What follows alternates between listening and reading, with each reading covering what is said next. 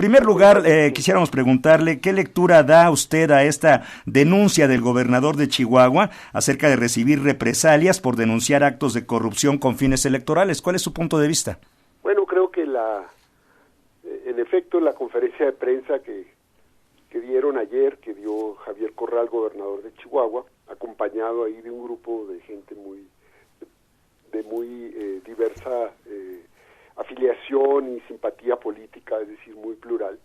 muestra que en efecto se está entrando a un terreno muy complicado, no solo por el proceso electoral en marcha, sino porque en efecto se sabía ya que desde el regreso del PRI se había vuelto a manipular, digamos, el gasto público para fines político-electorales. Y el caso más emblemático fue el Estado de México en el 2017, a mediados del año pasado, lo que se acusó como una elección de Estado por la oposición, pues ahí está ahora expresado como una forma de operar, ¿no?, del PRI en el gobierno, en donde mandan recursos públicos para el uso político. Y ahora el problema es que tienen pruebas importantes que están procesando a través del Poder Judicial en el estado de Chihuahua, y han ya de hecho varios expedientes, varias personas ya están detenidas, es decir, se está combatiendo pues ahí una desviación de recursos y una corrupción que se ha venido generando como un modelo de operación política en el país. Y entonces, en este momento que se da frente al contexto electoral, pues resulta muchísimo más grave, porque estamos precisamente en este proceso de la sucesión, y resulta muchísimo más visible también al mismo tiempo, es decir, el proceso electoral debilita al gobierno, muestra y enseña de forma más evidente cuáles son, digamos, estos mecanismos de corrupción en donde se desvían los recursos. Y creo que el caso Chihuahua lo está demostrando. Lo han tratado de descalificar, pero parece que ellos tienen pruebas y evidencias sólidas con las cuales están operando, pues, y está el Poder Judicial haciendo su trabajo como un caso casi excepcional en el país. Doctor, sí. ¿Son este tipo de denuncias el primer paso para terminar con el pacto de impunidad que parece prevalece en nuestro gobierno en materia del combate a la corrupción? Pues sí, esto sería una forma de ir rompiendo, digamos, estos acuerdos de impunidad en donde los recursos públicos se usan para fines políticos, que de alguna manera era el mecanismo o uno de los mecanismos fundamentales del viejo régimen, que se creía que se había superado y que habíamos con la transición ido hacia otro modelo, y ahora pues se vuelve a saber con mucha evidencia que no sucedió de esta manera y que estamos regresando. Ya teníamos muchas evidencias de los regresos autoritarios en términos de limitar la libertad de expresión, la violación de los derechos humanos, la captura de los organismos electorales, en fin. Y ahora este nuevo eslabón, que es un eslabón muy importante, pues viene a presentarnos, digamos, un rompecabezas que de alguna forma nos presenta una regresión autoritaria. Entonces, podríamos decir que estamos en efecto con un sistema en donde hay competencia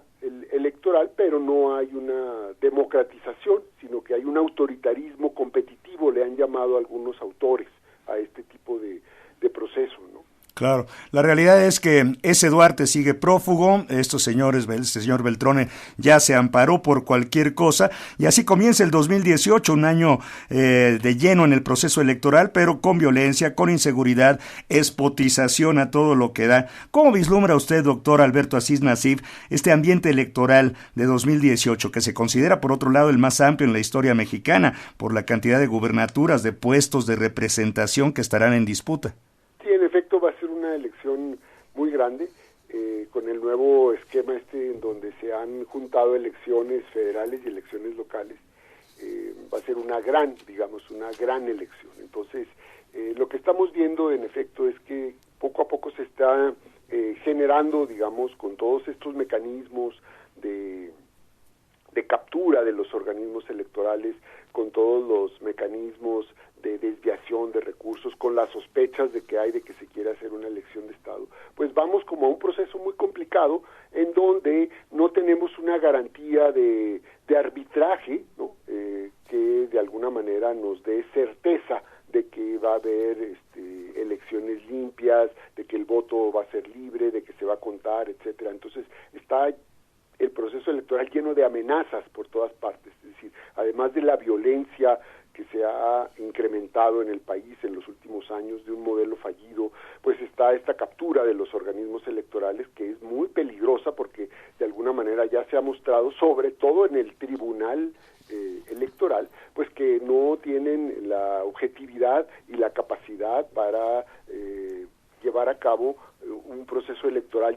arbitrar un proceso electoral con suficientes garantías. Además, pues está todo el encono social, el malestar social, ¿no? Por la situación económica, social que vive el país, por la impunidad y la corrupción, y de alguna manera pues vamos hacia un enfrentamiento en donde las reglas del juego se pueden violentar sin que haya un árbitro que penalice las acciones estas. Entonces el panorama es muy complicado. Vamos a ir viendo cómo no están dispuestos los actuales gobernantes a dejar el poder, y entonces van a hacer todo lo posible por conservar el poder, porque no solo les va los intereses que puedan estar en juego, sino que puedan verse en una situación comprometidos, digamos, frente a la justicia, como ha sucedido con este grupo de gobernadores corruptos que ahora están procesados, muchos de ellos, otros prófugos, otros en la cárcel ya, en fin. Entonces esto está de alguna manera expresando el ambiente, el clima y los componentes de un proceso electoral al cual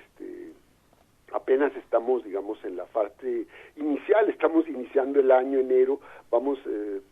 los próximos 6 meses pues van a ser cada vez más complicados. Esto va a ir subiendo de nivel, va a ser como una olla express que va a ir acumulando ahí tensiones, y bueno, pues pueden darse explosiones de violencia, pueden darse expresiones muy desafortunadas. Vemos que ya se está iniciando la guerra sucia, sobre lo cual pues ya estamos muy acostumbrados.